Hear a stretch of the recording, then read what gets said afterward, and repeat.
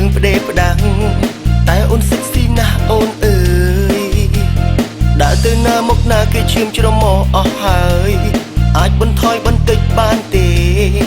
ខ្លីពេកហើយខ្លីហើយខ្លីហើយខើទៀតអូនស្លៀកបែបនេះទៅណាអូនណាសង្សារគ្នានិយាយមិនស្ដាប់គ្នាអូនសិចស៊ីឲ្យអ្នកណាមើលហាអូនស្លៀកចិត្តទៅតើកើតអីចាំមិនស្លៀកសិចស៊ីធ្វើអីស្លៀកចិត្តទៅតើកើតអីទៅជាមួយបងសិចស៊ីអីអូយេ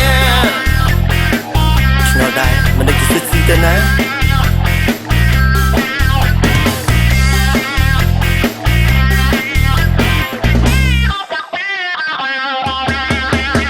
បងមិនចេះរករឿងមិនចេះរករឿងផ្ដេផ្ដាំង